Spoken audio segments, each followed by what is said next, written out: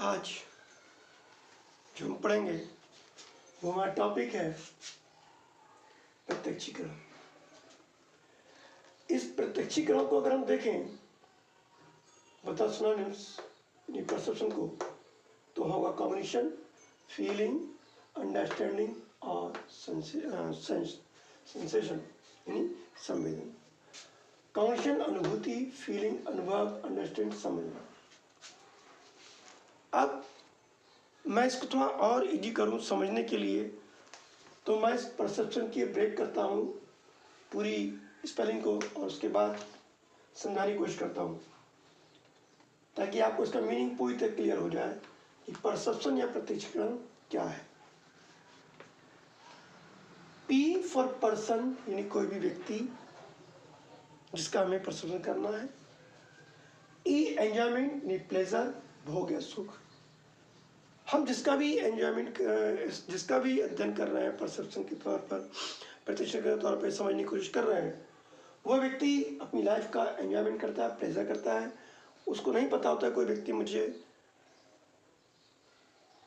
Perception कर रहा है मेरा या मेरा अध्ययन कर रहा है, उसे नहीं पता होता है। आर फॉर डायर यानी कंप्रिहेंशन यानी बूझ। उसका जो बूझ है, सूझबूझ है, हम उसका अध्ययन करते हैं इसमें।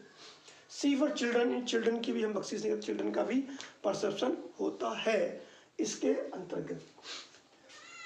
आप कहें कि नहीं सर, चिल्ड्रन जन्म से लेके डेथ तक किसी भी व्यक्ति का हम अध्ययन, किसी भी व्यक्ति का प्रत्यक्षीकरण हम लोग करते हैं, परसेप्शन करते हैं।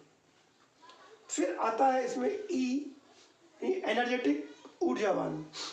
कोई भी व्यक्ति जब कोई काम करता है तो वह ऊर्जावान रहता है और उस ऊर्जा की बेस पर ही वह व्यक्ति अपने काम को पॉजिटिव रिजल्ट दे पाता है। और अगर वह व्यक्ति ऊर्जावान नहीं है, ऊर्जा नहीं है, तो व्यक्ति काम कर पाएगा। जब काम ही करेगा, लेथार्जिक रहेगा, तो हम अध्ययन किसका करेंगे, परसेप्शन किसका करेंगे। फिर बात आती है पी परसेप्शन, समझना या प्रत्यक्ष, वही समझना, हम समझ रहे हैं, उसका अध्ययन कर रहे हैं। टी फॉर ट्रेसिंग या ट्रैकिंग, हम उस व्यक्ति विशेष को हम या उस नेचर को या उस जगह को, उस वातावरण का पूरी तरह ट्रेस करते हैं, पूरी तरह अध्ययन करते हैं, समझते हैं, तब हम उसके बारे में उसको डिफाइन कर पाते हैं, एक्सप्लेन कर पाते हैं कि ये चीज़ ऐसे है, ये अमुक व्यक्ति का ये सीन है। आई इन इंटेलिजेंस, हमारे पास इंटेलिजेंस है, उसके पास इंटेलिजेंस है, वह इंटेलिजेंस के साथ काम कर रहा है, हम उसके इंटेलिजेंस के अनुसार उसका परसेप्शन कर रहे हैं, तभी उसका हम एनालिसिस कर पा रहे हैं, उसको जान पा रहे हैं, उसको अनुभव कर पा रहे हैं। ओ ऑर्गेनाइजेशन, बहुत सिस्टमेटिक ढंग से हम उसका पूरा अध्ययन करते हैं ओवरऑल, और उसके बाद उसका हम क्लासिफिकेशन करते हैं।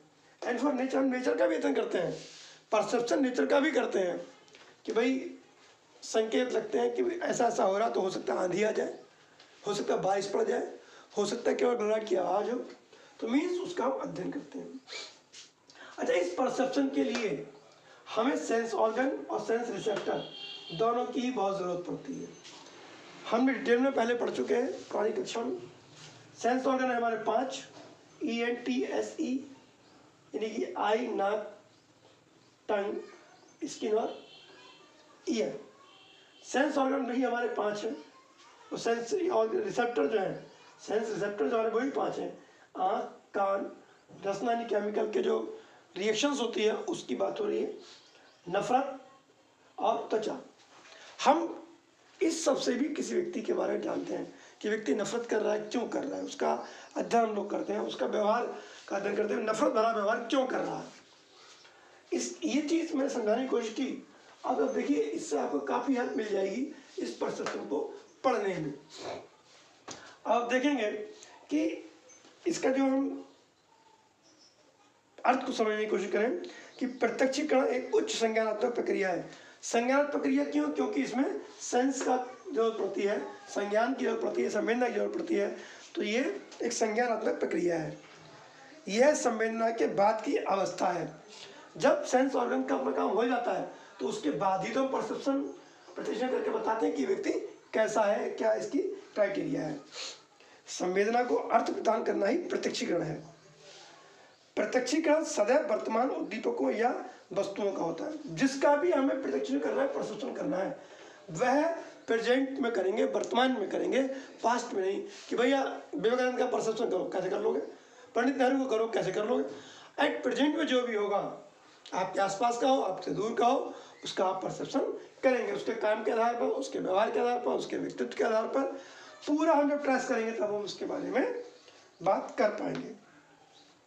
इस परसेप्शन की उत्पत्ति, इस प्रतिशत की उत्पत्ति लैटिन भाषा के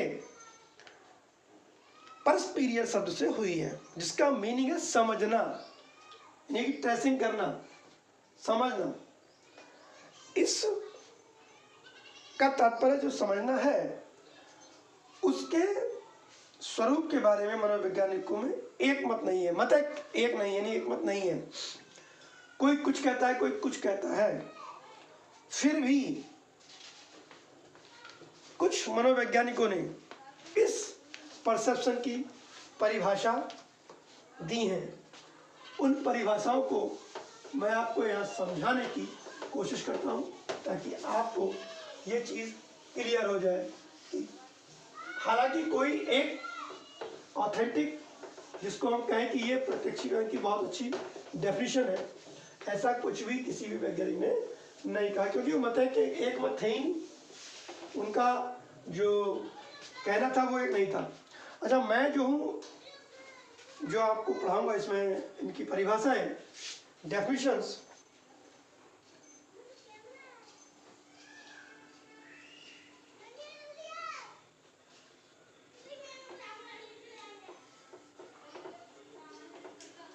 उनको घटते क्रम में कराऊंगा। यानी कि जैसे बैरन महोदय हैं,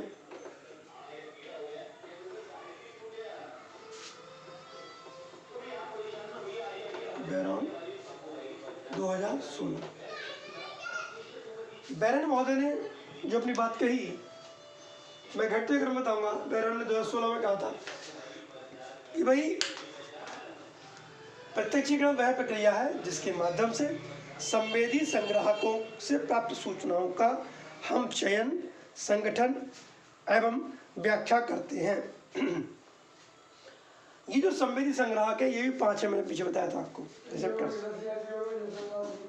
परसेप्शन इज द प्रोसेस दो विच we select, organize and interrupt input from our sensory receptors।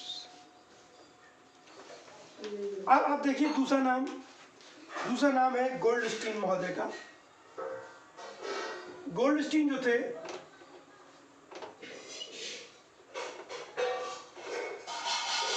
हम घटते हुए क्रम में चल रहे हैं।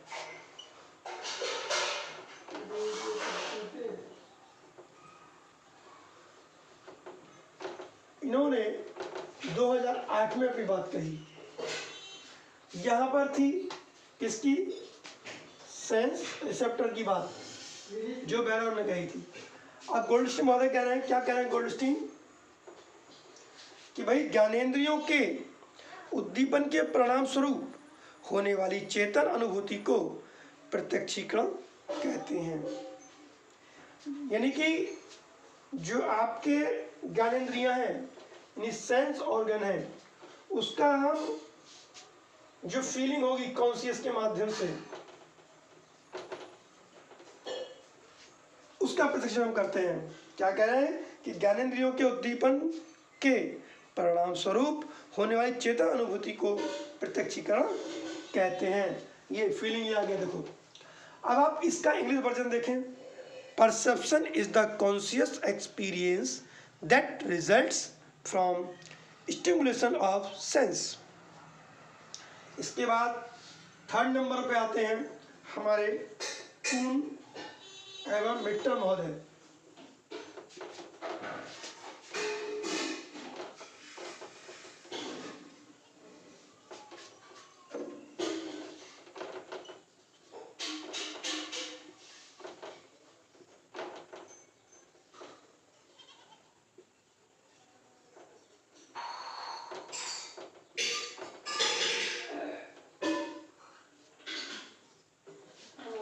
ये कून एंड मिट्टर महोदय ने 2007 में अपनी बात रखी और उन्होंने कहा, संवेदनाओं को सार्थक प्रतिमान में संगठित करने की प्रक्रिया को हम प्रत्यक्षीकरण कहते हैं।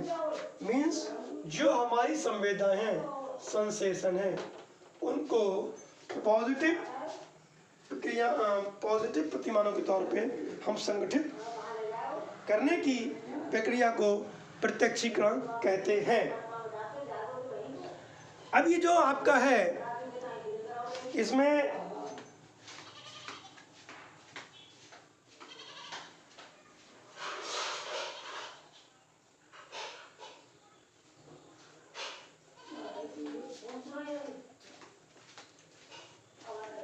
स्पून और मीटर की जो बात है, उन्होंने कहा अपनी बात कि भाई perception is the process of organized sensation into meaningful wholes।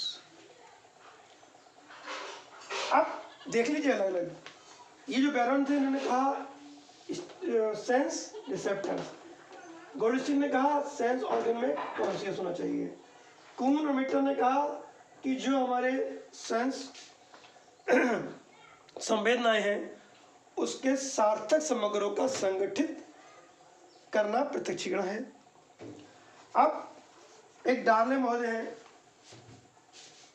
इन्होंने 1981 में अपनी बात कही थी।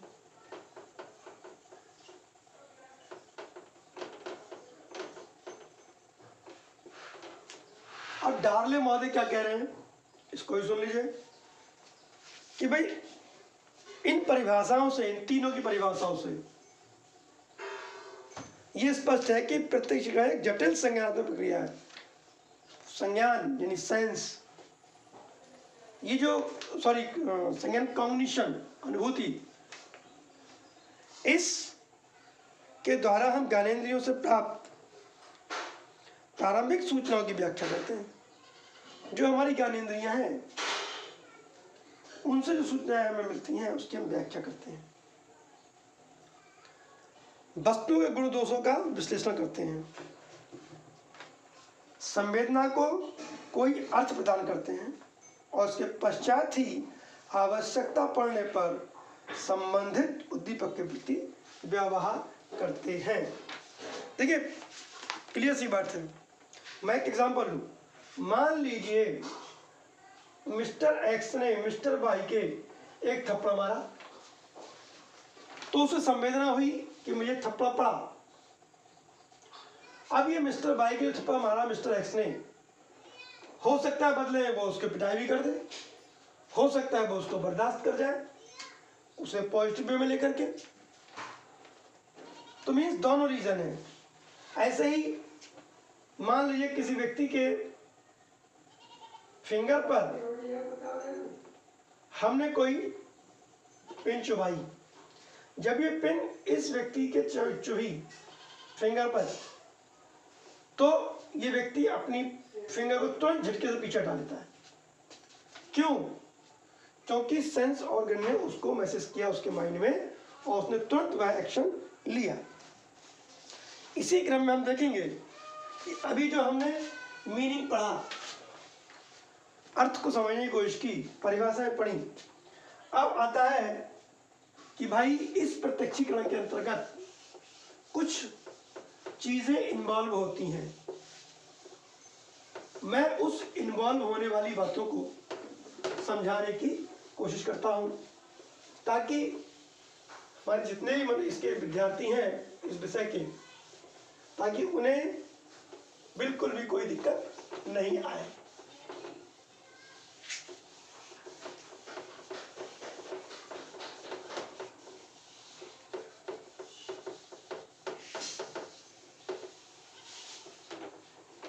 अब इसको समझने के लिए हमें तीन बातों का विशेष ध्यान रखना पड़ेगा। एक उद्दीपक, इंपल्सन और इंटरप्रिटेशन ऑफ ब्रेन, यानी मस्तिष्क के द्वारा जो व्याख्या की जा रही है। तो मैं एक डायग्राम बनाता हूँ छोटा सा, जिससे आपको समझना काफी आसान हो जाएगा। सबसे पहले है sensory information.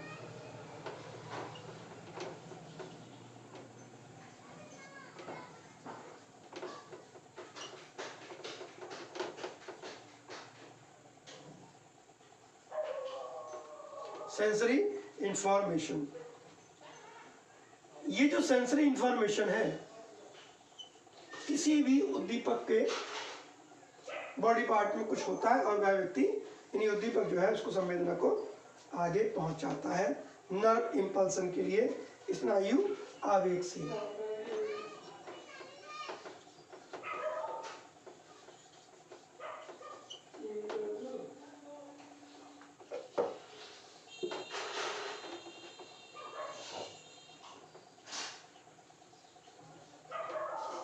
Nerve impulse.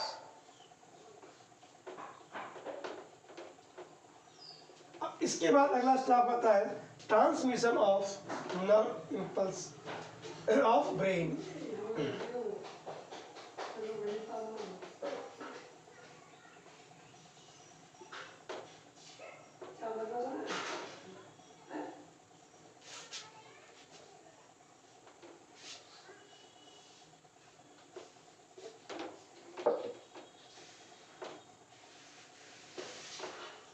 Transmission of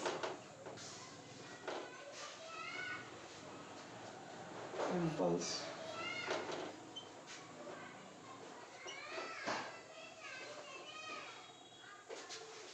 of brain।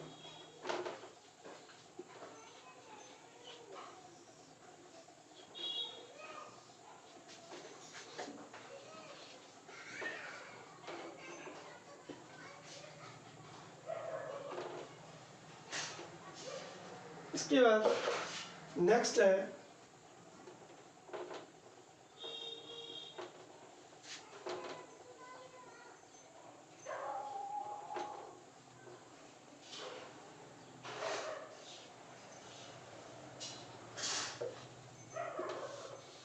थोड़ा छोटा करूं ताकि इसमें आ जाए।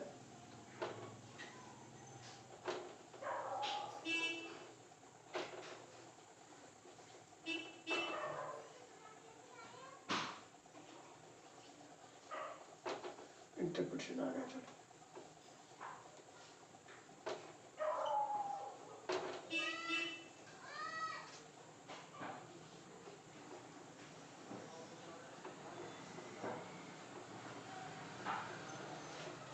अब जो हम पढ़ रहे हैं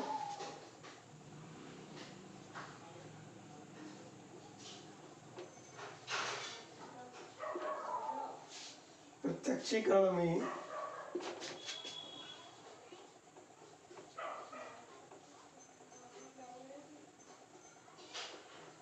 सन्निहित प्रक्रियाएं।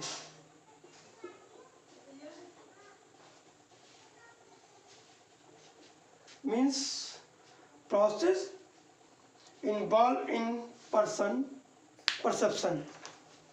process involved in perception। अब इसके लिए जो मैं आपको ब्रीफ बता दूं, सबसे पहली चीज आती है इसके लिए हम जो पढ़ेंगे वह है संवेदिक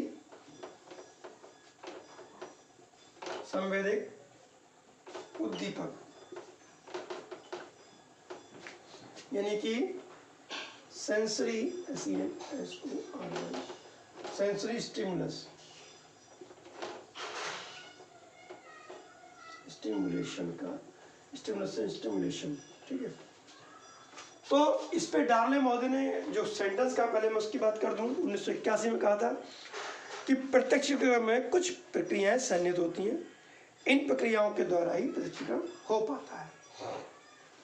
तो डार्ले ने जो बात कही थी प्रक्रियाएं होती हैं, हम उसकी बात करते हैं। सबसे पहले संवेदिक उद्दीपक की, सेंसरी स्टिमुलस की बात करें कि प्रत्यक्षीकरण होने के लिए आवश्यक है पर्यावरणीय, जो मैंने उस समय भी कहा था, नेचर एंड से बताया था, पर्यावरणीय उद्दीपकों द्वारा ज्ञानेंद्रियां उद्दीपित की जाए, अन्यथा प्रत्यक्षिक प्रक्रियाएं प्रारंभ नहीं होंगी।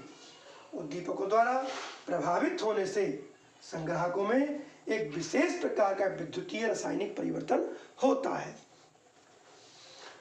तो जो नर्व इंपल्सन है उसकी बात आ जाएगी नंबर 2 पर।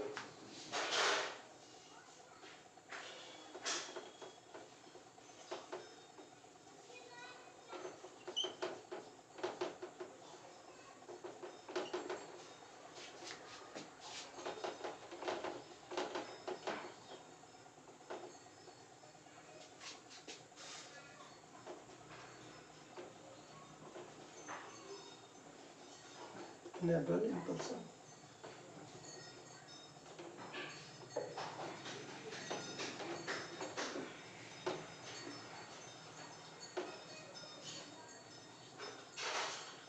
नर्व इम्पल्स संग्राहकों में उद्दीपकों के कारण, जो रिसेप्टर्स हैं, संग्राहकों में उद्दीपकों के कारण उत्पन्न विद्युत रासायनिक परिवर्तन या स्नायु आवेग का संचरण संवेदी स्नायुओं के द्वारा केंद्रीय तंत्र को किया जाता है। जो सेंस इंफॉर्मेशंस हैं वो नर्व इम्पल्स के द्वारा कहाँ पहुंचती है? सेंट्रल नर्वस सिस्टम के पास, केंद्रीय तंत्रिका तंत्र को। इतनी प्रोसेस के बाद आप देखेंगे बात कहाँ पहुंचती है? ब्रेन में। नंबर 3,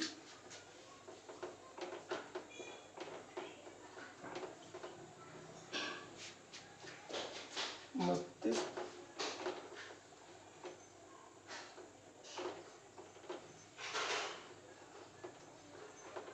द्वारा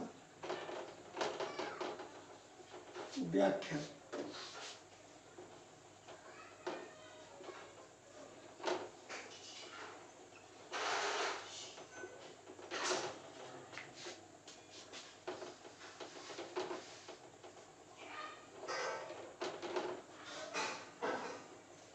इंटरप्रिटेशन बाय ब्रेन। जब इतनी आ गई तो यह बात आ गई transmission of nature of impulsion of brain में। तो अब यहाँ पे व्याख्या करनी है कि भाई कोई भी बात अच्छी लगी या खराब लगी, पॉजिटिव नेगेटिव, रिजल्ट कौन दे रहा है? ब्रेन। इंटरप्रिटेशन के बाद ट्रांसमिशन हुई किससे? किससे? जो केंद्रीय तंत्रिका तंत्र था, केंद्रीय तंत्रिका को सेंट्रल नर्वस सिस्टम के द्वारा। तो क्या कह रहे हैं? संवेदी आवेग के मस्तिष्क में पहुंचने पर जो संवेदी आवेग था वो मस्तिष्क में पहुंचा, मस्तिष्क के द्वारा उसकी व्याख्या की जाती है, उसका अर्थ निकाला जाता है और आवश्यकता होने पर उसका पुनर्संगठन भी किया जाता है। इन डेफिनेशंस के बाद आप देखें कुछ निष्कर्ष निकाले हैं डार्ले महोदय ने। उन निष्कर्ष को हम पढ़ें तो हम देखेंगे क्या क्या बातें कही हैं। थोड़ा सा हम इसको मिटा दें और उनको क्लियर करें। डार्ले महोदय 10 बातें बताई हैं इन सब डेफिनेशंस और इस इन्वॉल्वमेंट के बाद। तो मिस्टर डार्ले ने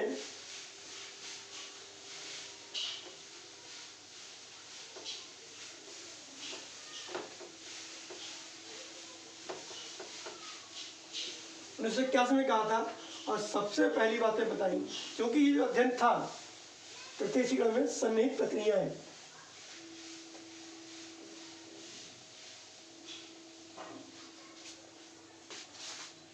सन्निहित प्रक्रियाएं इस प्रत्यक्षीकरण की, उस पर अध्ययन क्या था डार्ले महोदय ने। तो सबसे पहला निष्कर्ष निकाला, जो कहा क्या? जटिल संज्ञानात्मक प्रक्रिया है।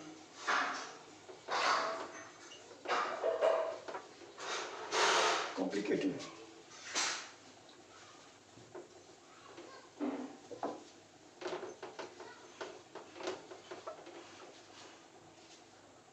ये जो कॉम्प्लिकेटेड है, जटिल संज्ञानात्मक प्रक्रिया, ये डेफिनेशन में कहा है, हर जगह है और इसीलिए मनोवैज्ञानिक मत एक नहीं है, इनका मत एक जगह एक नहीं है, हर व्यक्ति का इसमें कुछ ना कुछ अलग है। दूसरी बात कही है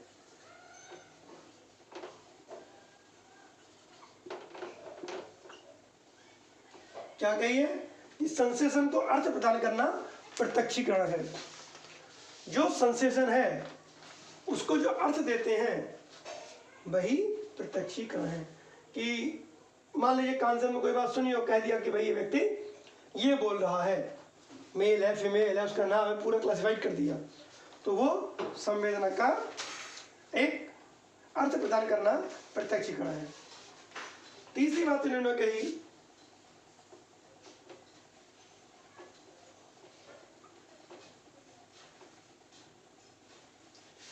इसके द्वारा परिवेश की व्याख्या में सहायता मिलती है।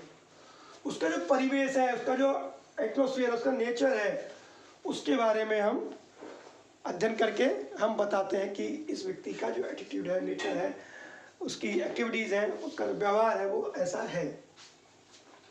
फिर चौथी बात आई अवधान प्रक्रिया का, यानी कि अटेंशन प्रोसेस।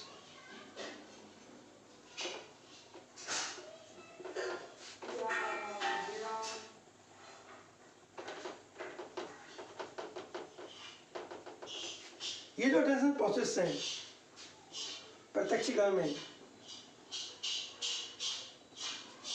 उससे व्यक्ति को जो इन्वॉल्वमेंट वाली बात है उसमें हेल्प मिलती है। किसी एक चीज से हम उसका परसेप्शन नहीं कर सकते। तो जो ज्ञानेंद्रिय, अगली बात कही 5 में, इन्होंने सेंस ऑर्गन्स की बात कही है। कह रहे हैं कि ज्ञानेंद्रियों के उद्दीप्त होने एवं प्रत्यक्षीकरण के होने के बीच कतिपय मध्यवर्ती प्रक्रियाएं, इंटरवेयरिंग प्रोसेस घटित होती है। और नंबर 6 इन्होंने कहा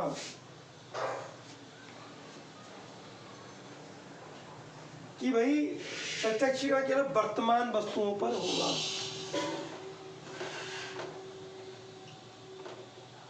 किसने कहा? डार्ले मो। ये सब कुछ डार्ले मोदे ने बताया है कि जो भी हम परसेप्शन करेंगे वह प्रेजेंट वस्तु पर होगी, वर्तमान स्थिति पर होगी, अतीत या भविष्य की वस्तुओं पर नहीं, क्योंकि इसके द्वारा ज्ञानेंद्रियों को दीप्त नहीं किया जा सकता। अरे भाई सिंपल सी बात है, मान लीजिए कोई विजिटर बाई है और इनकी हो गई डेथ। अब आप कहो कि साहब इनके इमोशन जीवित करो, हो जाएंगे? नहीं होंगे। तो जब इमोशन जीवित नहीं होंगे तो भैया प्रेजेंट पर ही हम परसेप्शन का अध्ययन करेंगे, उसकी प्रेजेंट स्थितियों का अध्ययन करेंगे। और आज हमने पढ़ा, परसेप्शन का चैप्टर स्टार्ट किया था। परसेप्शन के बारे में हमने डेफिनेशंस पढ़ी, हमने मीनिंग पढ़ा, उसके आशय को समझा। अगली क्लास जो हमारी होगी वह होगी कैरेक्टरिस्टिक्स ऑफ परसेप्शन।